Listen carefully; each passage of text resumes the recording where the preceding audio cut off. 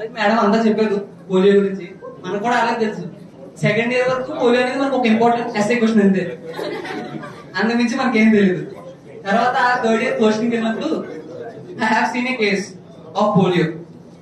Actually is a stroke patient. ఆ polio కూడా ఉంది ఆవిడకి.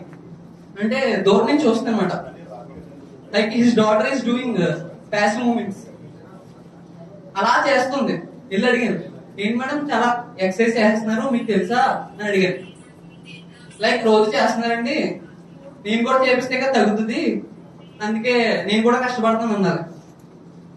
మనందరికీ పోలియో అనేది జస్ట్ ఏదో ఒక కేసు కింద తెలుసు, కానీ నిజంగా ఒక ఫ్యామిలీలో ఒక అతనికి వచ్చింది, ఒక మేరకు వచ్చిందంటే లైక్ ఏదర్ వీడు చావలేడు, మొత్తం లైఫ్ అంతా వేస్ట్ అయిపోతుంది. లైక్ నడవలేడు, పాలకు వచ్చిందంటే ఫుల్ మజిల్ వేస్టింగ్ ఉంటుంది, మజిల్స్ ఉండవు అసలు, మొత్తం ఎలా ఉంటే అలా ఉంటారు.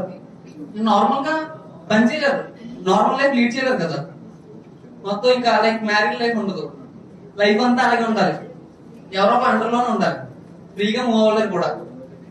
So police not a case, it's life time, మొత్తం లాస్ అయిపోతారు. సో లైక్ పోలీస్ చాలా వరకు తగ్గిపోయింది, ఇది వరకు ఉన్న కేసెస్ ఇప్పుడు లేవు, ఎక్కడో ఒకటి ముసలి వాళ్ళు కనబడుతున్నారు అంతే. అలాగే మనం మెయిన్ అవేర్నెస్ ఇవ్వాల్సింది అన్ఎడ్యుకేటెడ్ ఏరియాస్, లైక్ ట్రైబల్స్ ఉంటారు కదా, వాళ్ళకి ఇంకా సరిగ్గా తెలియదు. మ్యాక్స్ మన సిటీస్ లో అందరికీ పోలియో తెలుసు, పక్కా గవర్నమెంట్ ఏం ఇస్తుంది అందరికి.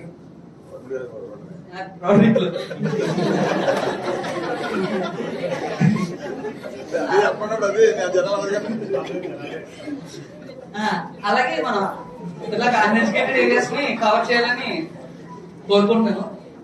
అలాగే ఈ పోలియో అనేది ఇంకా లైక్ బుక్స్ లో తప్ప రియల్ గా కేసెస్ ఏమి ఉండకూడదని ఆశిస్తున్నాను. Thanks for